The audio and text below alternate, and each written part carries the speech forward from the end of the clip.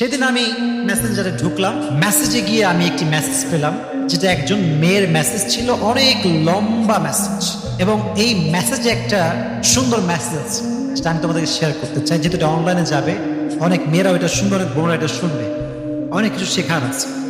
একজন মেয়ে মেসেজ দিয়েছে যে, হুজুর, আমার বাবা অনেক বড়লোক মানুষ, অনেক রিচেস্ট, তো আমি অনেক বড়লোক পরিবারের একজন মেয়ে।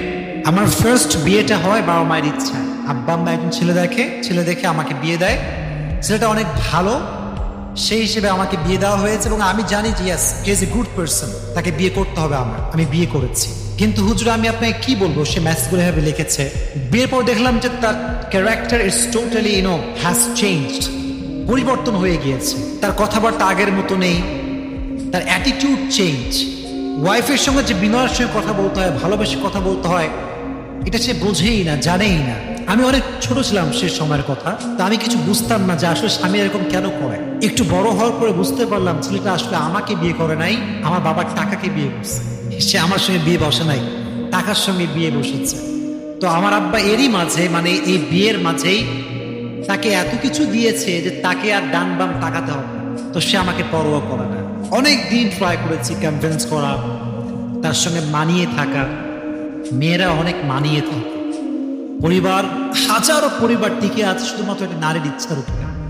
নারী সবসময় বলে সরি, সবসময় মাথা থেকে নিচের দিকে, অলওয়েজ মাফ চেয়ে চলে, তাই পরিবারটা টিকে আছে। না, কিছু স্বামী এত খারাপ, নারী যদি ধৈর্যশীল না হতো, লক্ষ লক্ষ পরিবারে আজকে ডিভোর্স হয়ে যেত। ঠিক না বলার জন্য তারা সবর করে থাকে বলে অনেক পরিবার টিকে আছে। তো সে বলল, হুজুর, আফটার লং টাইম আমি বুঝতে পারলাম যে না, actually he is not perfect man for me, I need to take divorce, এটা ছাড়া কোনো অপশন আমার কাছে নেই। তো আমি অনেক বাবাকে বুঝিয়ে, অনেক কষ্ট করে আমি ডিভোর্স নিয়েছি। যুবক ভাইয়েরা, কি নিয়েছি? ডিভোর্স নিয়েছি। এখানেই কিন্তু কথা শেষ না। এখানে শেষ হলে আমি বলতাম যে এটা আমি কখনো ওয়াজ মাহফিলে বলবো না, কাউকে বোঝাতেও যাবো না, because it's a common story. স্বাভাবিকভাবে এটা হয়ে থাকে, মাঝে মাঝেই হয়। পরে এই মেয়েটা ডিভোর্স হওয়ার পরে একজন মেয়ে একা কয়দিন থাকতে পারে ভাই? বিশেষ করে যে মেয়েদের বিয়ে হয়ে যায়, তাদের আচরণটা পরিবর্তন হয়ে যায়, মাইন্ডসেট পরিবর্তন হয়ে যায়। তারা তখন জীবন সঙ্গী ছাড়া থাকতে পারে না। আমরা যারা সিঙ্গেল, আমরা আগেও সিঙ্গেল, এখনো সিঙ্গেল, থাকলেও কি না থাকলেও কি, আমরা ওটা বুঝিই না। যাদের কেউ হয়ে যায়, তারপরে ব্রেকআপ হয়, ডিভোর্স হয়ে যায়, তার একা থাকতে অনেক কষ্ট হয়। ঠিক কিনা বল? তো মেয়েটা বললো, মিসেস নাসি লিখেছে আর কি, পরবর্তী সময়ে গিয়ে আমি আরেকজন যুবকের সঙ্গে রিলেশন করি, দ্যাট ওয়াজ হারাম রিলেশনশিপ। অনেক লম্বা সময়ের সম্পর্ক আমাদের, কিন্তু বিষয়টা হচ্ছে আমার আব্বা প্রস্তুত না তাকে বিয়ে দেওয়ার জন্য আমার সাথে। আমি আব্বাকে অনেক কনভিন্স করি যে আব্বা একটু রাজি হও, রাজি হও, রাজি হও। তো আব্বা আমাকে বারবার বলছিল, মা, অ্যাকচুয়ালি সেই ছেলেটা তোমাকে ভালোবাসে না, সে একটা মতলবে তোমাকে ভালোবেসেছে, তুমি বুঝতেছো না। কিন্তু আমি হুজুর বুঝি নাই। আমি আব্বা আম্মার বিরুদ্ধে গিয়ে কোর্টে গিয়ে বিয়ে করছি, আব্বা আম্মার এগেইনস্টে গিয়ে। কিন্তু বাবা মা তো ভালোবাসে সন্তানকে, কয়দিন না মেনে থাকতে পারে বলা? একটা সময় গিয়ে মানতে বাধ্য হয়ে যায়। তো সেই মেয়েকে বিয়ের কিছুদিন পরে, একটা মাত্র মেয়ে, সন্তান যার একটা হয়, চাই সে ছেলে হোক কিংবা মেয়ে হোক, আব্বা আম্মা তার প্রতি সবসময় দুর্বল থাকে। যেমন আমি, আমার বাবার একটাই ছেলে হচ্ছে আমি। আমি উল্টা করলেও আব্বা আমার ভালোবাসে, ঠিক করলেও ভালোবাসে, কারণ আমি একটাই ছেলে। একটা ছেলে যার হয়, কি যে উইকনেস কাজ করে, ওইটা বাবা মা বোঝে, আর কেউ বোঝে না। তো পরবর্তী সময় যেটা আমি মেসেজে পড়লাম, সেই মেয়েটাকে আব্বা লাস্টে বাসায় উঠায় নিয়ে আসছে, মেনে নিয়েছে। এবং এটাই ছিল হচ্ছে ছেলের চাও। ছেলে চেয়েছিল যে কোনো মতো আব্বা মানলেই হয়। তখন আমার দাবি দেওয়া শুরু হলো যে আমি আসলে কি চাই। ছেলেটা পরে বাইক নিয়েছে, মোটা অঙ্কের টাকা নিয়েছে। যখন সব নেওয়া শেষ, শুরু হয়ে গিয়েছে বাজে ব্যবহার। তবে মেয়েরা প্রথম সংসারে যেই পরিমাণ অভিযোগ করে, দ্বিতীয় সংসারে কিন্তু সেই পরিমাণ অভিযোগ করে না। প্রথম সংসার যেমন একটুতে অধৈর্য হয়ে যায়, দ্বিতীয় সংসারে কিন্তু তার চরিত্র পরিবর্তন হয়ে যায়। হাজার কষ্ট পেলেও চুপ থাকে। ঠিক না বলেন? তো তো বললো হুজুর আমি অনেক ধৈর্য ধরেছি। পরের ঘটনা, সেটা নাকি বলেছে যে আমাকে 50 লাখ টাকা দিলে আমি আপনার মেয়ের সঙ্গে সংসার করবো, না হয় করবো না। এবং আমি অবাক হলাম, বাবা মেয়েকে কতটা ভালোবাসে আপনি চিন্তা করেন। পরে নাকি ওর বাবা অনেক ম্যানেজ করে প্রায় নাকি 30 লাখ টাকা 40 লাখ টাকা তাকে দিয়ে ছেলেকে দিয়েছে আর কি, যে ঠিক আছে আমাদের তো আগে বিয়ে হয়েছে একবার, আবার ডিভোর্স করা তো খুব খারাপ জিনিস, তো খুব খারাপ বিষয় এটা। আব্বা তো এটা মানতে পারবে না। পরে মেয়েটাকে সে আবার রেখেছে ওখানে। কিন্তু ছেলে তো ছেলেই, ছেলে যখন বেঈমান হয়, এত বেঈমান হয় ছেলেরা, এটা আমি কল্পনাও করতে পারবো না। যারা টাকার লোভী, এদের মতো জঘন্য পুরুষ দুনিয়াতে আর কেউ নাই, ঠিক এরা বল। সবচেয়ে জঘন্য পুরুষ হচ্ছে এরা।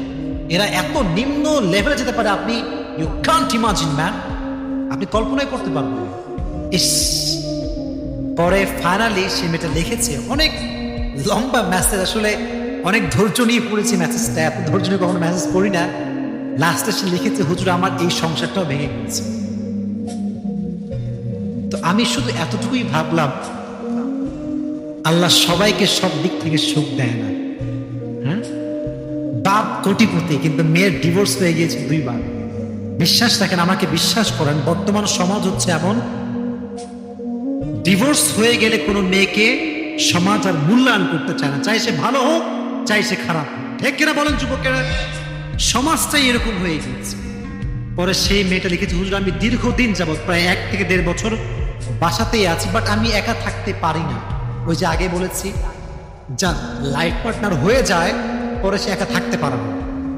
পরে মেয়েটা আমাকে লিখেছে হুজুর আমি কি করতে পারি, আপনি একটু আমাকে হেল্প করেন, কোনো দিনদার কাউকে আমি পাই কিনা, এরকম আমাকে হেল্প করেন। কিন্তু আমি ভাবতেছি এইটা যুব সমাজে এখন আমাদের যে লেভেল, আমাদের যে চিন্তাধারা, একবার ডিভোর্স হইলে কেউ বিয়ে করতে চায় না। যেই মেয়ে 2 বার ডিভোর্স মানে জীবনে পেয়েছে তাকে কে বিয়ে করবে? সমস্যা। সব যুবক তো টাকা পয়সা চায় না, ভালো বউ তো সবাই চায়। যুবক ভাইরা চায় কি চায়? চায়। এর জন্য আমি বন্ধুকে বলব, বোন যাকে বিয়ে করছেন একটু ভাবেন যে সে আপনাকে বিয়ে করছে না, নাকি আপনার বাপের টাকাকে বিয়ে করছে, খুব খেয়াল করবেন। অনেক যুবক ভাবে যে খালি একটা বড়লোকের মেয়ে পাইলে হয়, টাকা পয়সা নিব, যৌতুক নিব, ইস্টাবলিশ আমি হয়ে যাব যখন, বাস আই উইল লিভ, আমি পালাবো, আমাকে আর কেউ খুঁজে পাবো না। এরকম বদমাইশ গাদ্দার যুবক আপনার বাংলাদেশে আছে না নাই? আপনার বলো না কেন, আছে না নাই? অনেক আছে। তবে মাথায় রাখবেন, আল্লাহর মায়ের হচ্ছে সবচেয়ে বড় মায়ের। আল্লাহ কাউরে ধরে না, ধরলে কিন্তু যেই দিন আপনার আল্লাহ ধরবে সেদিন একদম কায়েদ করে ফেলবে। মনে করছেন টাকা মেরে খাবেন, বেঈমানি করবেন, বিশ্বাসঘাতকতা করবেন, and you will be the most happy person in the world? No. এটা হতে পারে না। বেঈমান কখনো সুখী হতে পারে না, গাদ্দার কখনো সুখী হতে পারে না। যে মানুষের বিশ্বাস নিয়ে খেলে, তাকে একদিন আল্লাহ এমন ভাবে ধরে, তাকে সমস্ত কিছু থেকে নিঃশ্বাস করে ছেড়ে দেয়, ঠিক এরকম। আল্লাহ যুবকদেরকে হেদায়াত দান করুন, সকলেই বড় আমিন।